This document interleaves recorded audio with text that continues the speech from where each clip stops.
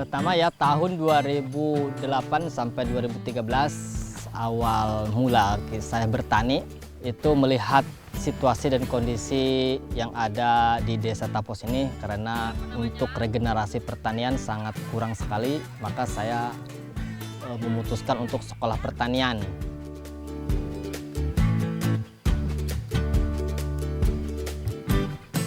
Sangat menjanjikan sekali ya. Pertama, untuk ketahanan pangan keluarga itu sudah pasti kita nggak bakal keteter ya. Keduanya, seperti kita bayangkan bahwa kehidupan sandang pangan papan itu di pertanian ada semua.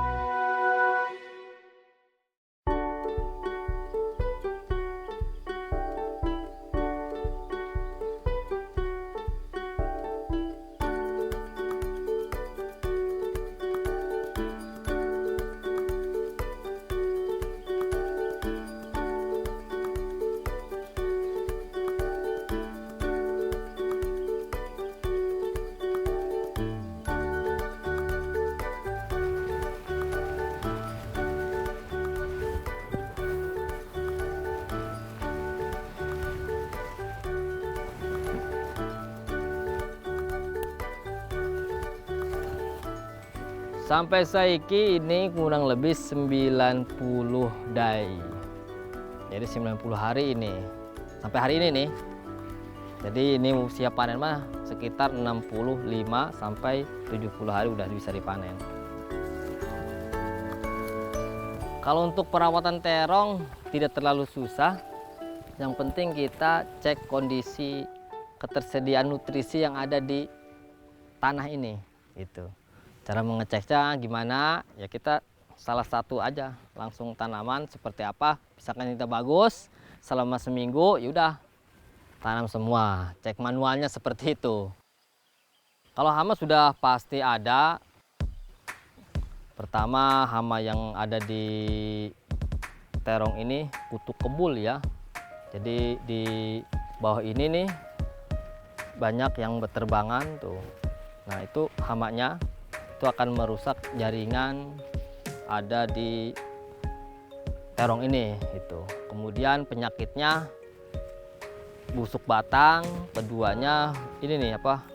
Kering di ujung-ujung daun. Karena itu musim kemarau juga, kepanasan, kemudian kekurangan salah satu unsur.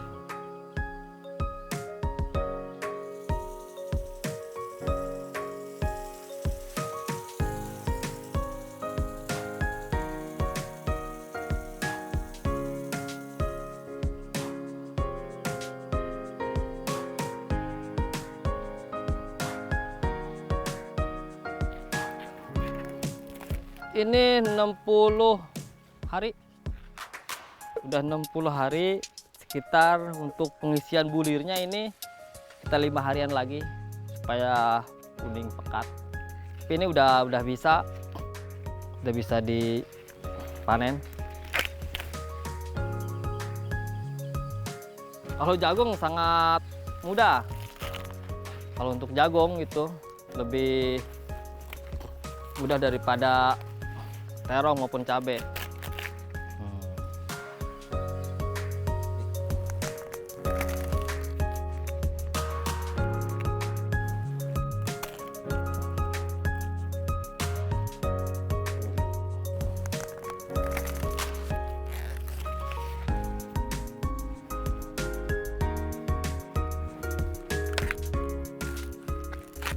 Nama saya Ali Imron dari Desa Tapos, RT 5 RW 2, Kampung Tapos, Kecamatan Tiga Raksa, Kabupaten Tangerang, Provinsi Banten.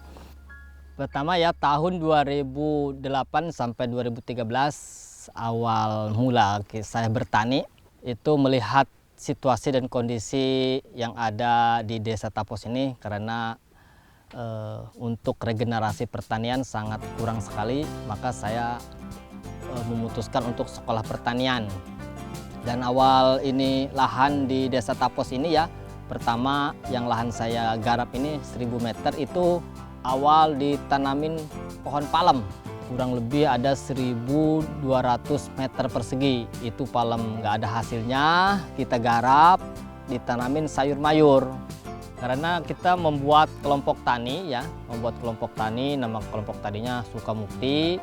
Kemudian pada waktu itu masyarakat ikut bercocok tanam dan ingin tahu cara budidaya dengan sistem organik ini seperti apa, kemudian perlakunya seperti apa. Itu sudah banyak yang mengikuti secara lahan terbuka dengan sistem organik ini dan tahu manfaatnya, yang bermanfaat untuk masyarakat. Kemudian kita bisa memanfaatkan dari limbah dapur, limbah masakan-masakan dari restoran, kemudian dari sampah-sampah restoran kita bisa dibuat untuk budidaya sistem organik di Kampung Tapos ini.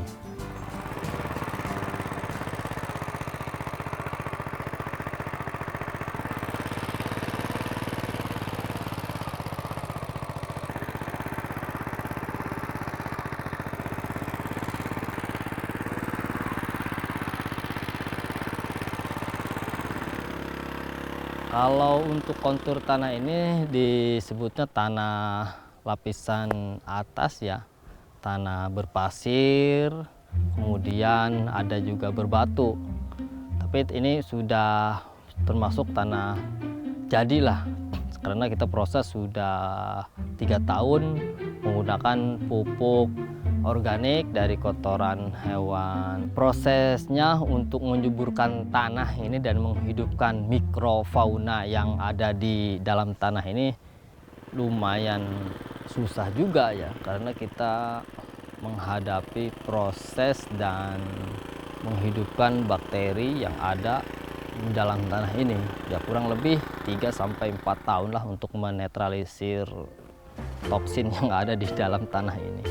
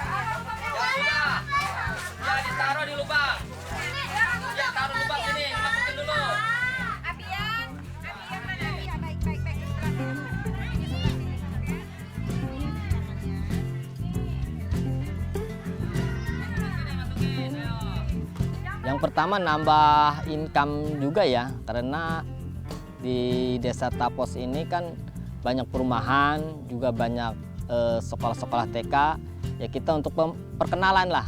Jadi untuk ke anak-anak TK, PAUD itu sudah tahu tanaman yang organik dan tanaman yang bukan organik gitu. Tanaman sayuran seperti apa, tanaman buah seperti apa, juga kita kenalkan gitu ke anak-anak TK, SD, SMP maupun SMA dan perkuliahan. Sistem budidaya organik ini sangat luar biasa ya. Pertama kita edukasi terhadap keluarga kita, diri kita, apalagi kan ya untuk anak-anak kita lah, khususnya keluarga kita itu supaya lebih memilih mana tanaman yang sehat, sayuran yang sehat, buah yang sehat itu seperti apa, kita diedukasikan. Jadi manfaatnya itu lebih hemat untuk biaya rumah tangga itu dengan sistem organik gitu. Cuman hanya prosesnya aja agak lama. Nah, saya ingin menciptakan bahwa petani itu profesi yang sangat menyenangkan dan yang sangat menguntungkan itu. Itu yang akan kita tanamkan dan yang sedang tanamkan ke anak-anak maupun ke masyarakat umumnya.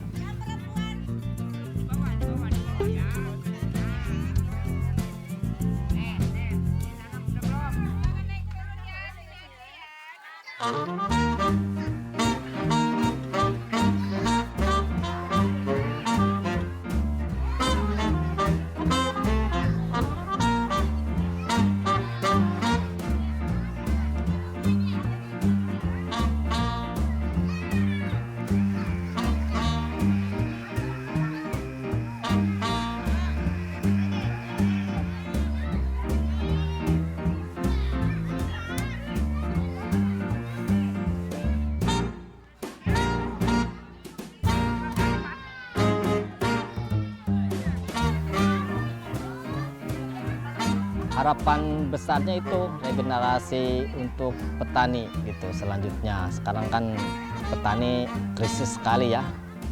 Kita krisis regenerasi untuk para petani di Indonesia ini, apalagi di perkampungan. Untuk generasi petani milenial di sini, pertama penghasilan juga sangat selektif, kemudian dari pengetahuan, wawasan dan pengalaman juga sangat berkurang untuk petani milenial. Tetapi kita ada sistem budidayanya dengan sistem hidroponik untuk menambah minat petani milenial gitu. Sangat menjanjikan sekali ya. Pertama untuk ketahanan pangan keluarga itu sudah pasti kita nggak bakal keteter ya. Keduanya seperti kita bayangkan bahwa kehidupan sandang pangan papan itu di pertanian ada semua. Makanya profesi ini insya Allah tidak akan saya lepaskan gitu. Sudah melekat kepada diri pribadi untuk menjadi petani yang bermartabat lah kalau begitu.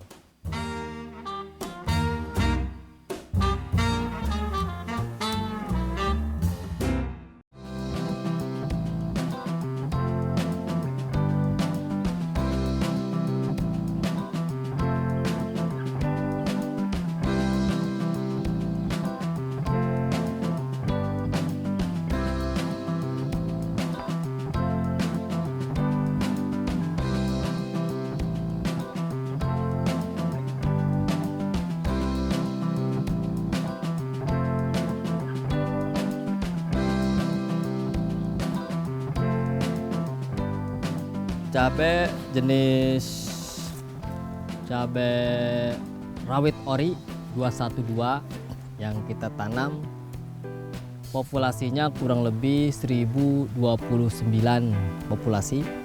Ini sudah berumur 68 hari dari bibit dan sudah panen baru 4 kali panen.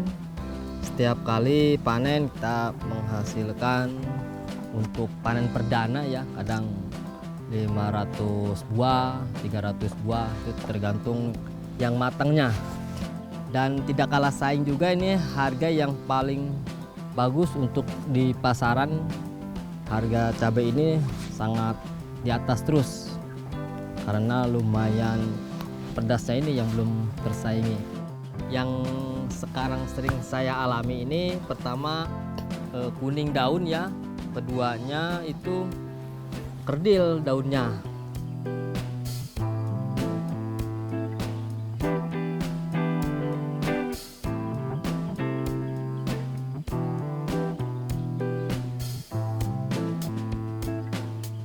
Alhamdulillah ya untuk pemasaran dan perkembangan di sini sudah membuka lahan kurang lebih 8 sampai 9.500 meter ya, kurang lebih 1 hektar dan di beberapa tempat.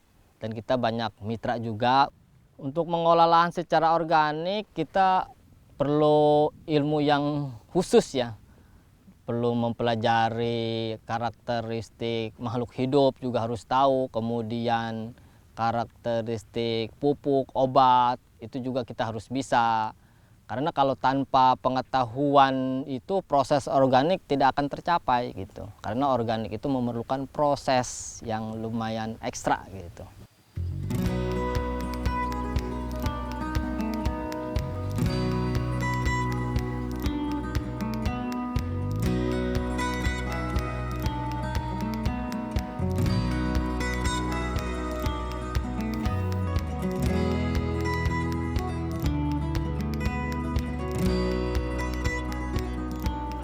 Dari kentang ini, bahan kentang ini kita akan memperbanyak atau membuat ya bakteri Paenibacillus polymixa ya. Di mana bakteri ini akan mengendalikan hama atau penyakit pada tanaman khususnya yang ada di pekarangan maupun di lahan pesawahan. Komposisinya ialah 6 kilo ini kentang. Ya, komposisinya kita kupas, kemudian kita cuci bersih. Selanjutnya setelah kita cuci bersih, kita rebus sampai matang. Kita rebus sekitar 50% pematangan ininya, baru kita ambil airnya.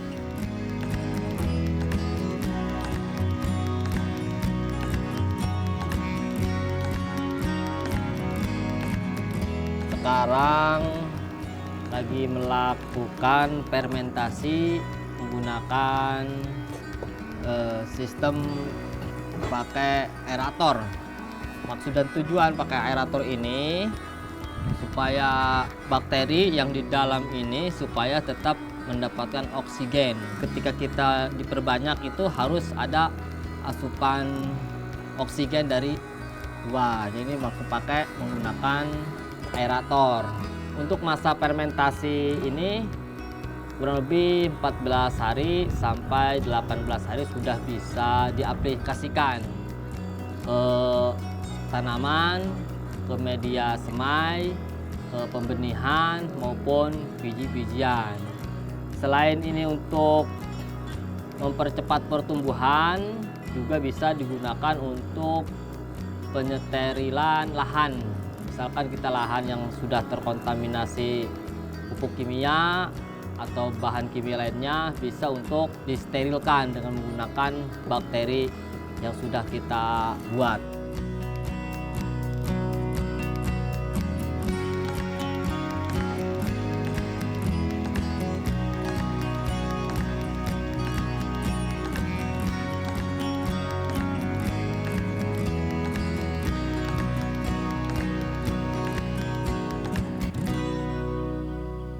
Kita akan membuat pupuk padat dari kotoran hewan ya. Yang kita gunakan pertama pupuk hewan dari ternak sapi, kemudian ini udah dicampurin dengan ternak kuda. Ini arang sekam yang sudah diaduk dengan tanah dari bambu ya, dari akar bambu. Ini sudah kita fermentasikan juga, sudah kita ayak. Selanjutnya ini juga ada E4 untuk dekomposernya, kita larutin ya ke air mineral. Setelah dikasih 10 tutup ini langsung kita adukan.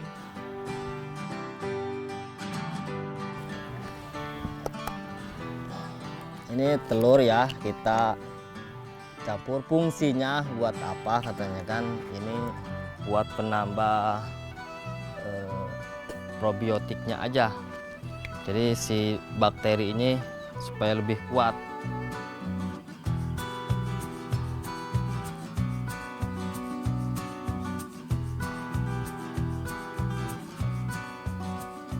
Untuk proses sistem organik ini kita pertama yang untuk fermentasi buah-buahan seperti mikroorganisme lokal, kemudian kita pembuatan PGPR kan ya, bahannya murah tetapi banyak yang harus kita beli, kemudian banyak yang harus kita buat, harus banyak kita diamkan dulu.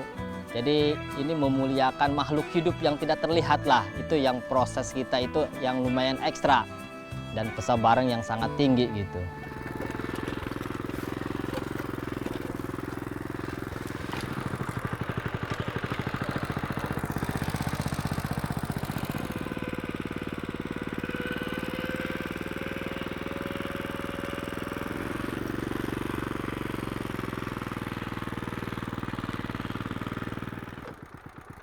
Setelah setiap seminggu sekali kita dibalik ya pupuk ininya yang tadi diaduk, terus kita tutup setiap seminggu sekali selama 2 kali pengadukan.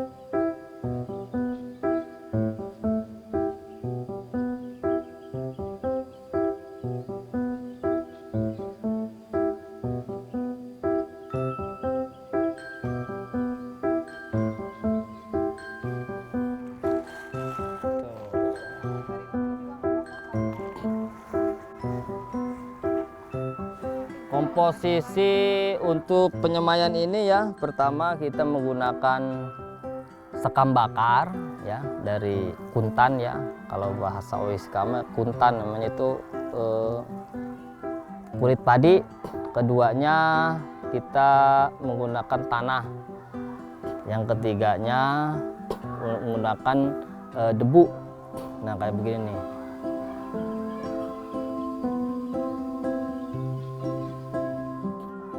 Fungsi pertama arang sekam itu untuk mengikat air ya supaya cepat diserap sama akar. Yang tanahnya untuk memadatkan media.